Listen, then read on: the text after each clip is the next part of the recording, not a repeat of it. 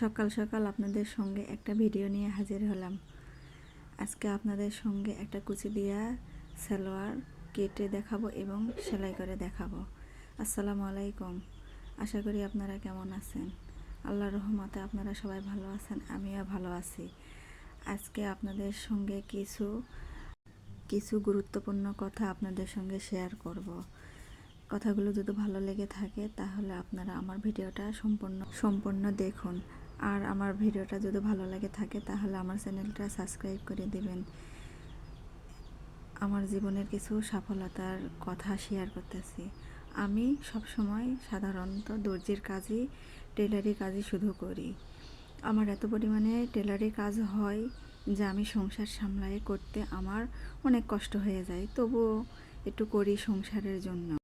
এই টেলারি কাজ করি যে কিছু টাকা আমার আয়ও হয়, নিজের কাজেও লাগাই, সংসারের কাজেও লাগাই এবং যখন যেটা মনে চায় তখন সেটা করতে পারি। বোঝেন তো, স্বামীর টাকা সবসময় চাইলে তো সবসময় তারা দিতে পারে না। তাদেরও তো কত রকম চিন্তাভাবনা থাকে সংসার চালানোর, এবং বাড়ির দিকে যদি দিতে হয় তারও তো একটা ব্যাপার স্যাপার রয়েছে। তা যার কারণে যদি আপনারা টেলারি কাজ করেন তাহলে বুঝতে পারবেন বিষয়টা কেমন। আমার যখন যেটা কিনতে মন চায় তখন প্রয়োজন মাফিক বা আমার টাকা অনুপাতে সেই সব আমি কিনতে পারি এবং আমার বাচ্চাদেরও আমি কিনে দিতে পারি এবং আমার হাজব্যান্ডেরও আমি মাঝে মধ্যে গিফট করি। আর কিছু টাকা আমি জমায়ে রাখি, ভবিষ্যতে কোনো কাজ করলে হয়তো বা আমি যদি 50,000 1 লক্ষ টাকা বের করে দিতে পারি তাহলে সংসারের একটা ভালো না। এই জন্য বলতেছি আপুরা, আপনারা টেলারি কাজ শিখুন। টেলারি কাজ শিখলে লাভ আছে কিন্তু লস নেই, যদি একটু ধৈর্য সহকারে আপনারা মানুষের অর্ডারি কাজ আপনারা সুসম্পন্নভাবে করতে পারেন এবং তাদের ভালোভাবে কাজগুলো ডেলিভারি যদি দিতে পারেন তাহলে আমি আশা করি আপনাদের কাজেরও কোনো সমস্যা হয় না। আমি তো খুব সুন্দরভাবে মন দিয়ে কাজ করি, মানুষের কাজ খুব ভালোভাবে করার চেষ্টা করি, যার কারণে আমার সব সময় সারা বছর ঈদ বলেন, ঈদ ছাড়া বলেন, সব সময় আলহামদুলিল্লাহ আমার কাজ থাকে। সংসারে যেমন প্রত্যেক দিন একই রুটিনভাবে আমরা রান্না করা, গোসল, খাওয়া, নামাজ পড়া, বাচ্চা কাচ্চার সেবা যত্ন করা, তাদের পড়াশোনা করানো, স্কুলে নিয়ে যাওয়া, এইরকম প্রত্যেক দিনের রুটিনের মতন আমিও পার্ট টাইম একটা টাইম বের করে, কাজের ফাঁকে একটা টাইম বের করে নিয়ে আমি কাস্টমারদের জামা কাপড় তৈরি করি। এভাবেই জীবনের সফলতা বয়ে আনা সম্ভব। সময়কে মূল্যায়ন করলে সেই সময়টা আমাদের কাজেই লাগে, অর্থও দেয় এবং কাজেও লাগে। প্রথম দিক দিয়ে তো আপনার ভাইয়া দর্জির কাজ করার পক্ষেই ছিল না, কিন্তু আমার অনেক ইচ্ছা ছিল একটু দর্জির কাজ শেখা, কিন্তু তখন আমার হাতে কোনো টাকা পয়সাও ছিল না বা সাহস করে আমার স্বামীর কাছেও চাইতে পারিনি যে আমি কাজ শিখবো, আমারে টাকা দাও। টাকা ছাড়া তো কেউ কোনো সময় কাজ শেখায় না। কিন্তু আমি যখন গ্রামের বাসায় বেড়াইতে যাই তখন আমার একটা ভাবি একজনের কাছে, ওনার এক ফুফু শাশুড়ির কাছে কাজ শিখতেছিল।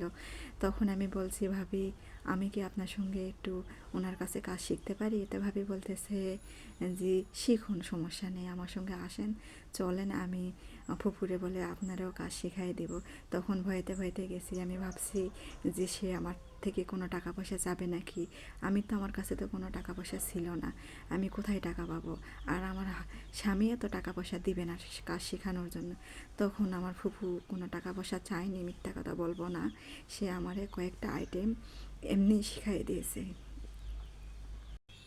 আমি মাত্র 4টা আইটেম একটু কাগজ কাটে আমারে শিখাই দিয়েছে: জামা, কামিজ, সালোয়ার, পেটিকোট আর মেক্সি।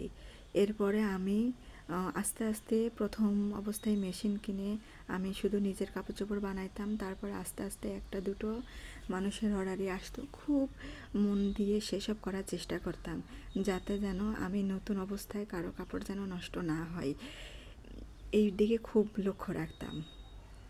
এরপর আমি আস্তে আস্তে এই 4টা আইটেম করতে করতে আমি এর পাশাপাশি নিজে পুরাতন কাপড় দিয়ে বাসায় নিজের গায়ের মাপে ব্লাউজ, বাচ্চাদের ফ্রক, বাচ্চাদের ঘটি প্যান্ট, ইজার প্যান্ট, ফতুয়া, এগুলো আস্তে আস্তে আমি নিজে নিজে বাসায়, কোনো ইউটিউব দেখে না, সেই সময় তো ইউটিউব ছিল না, 2012 সালের কথা।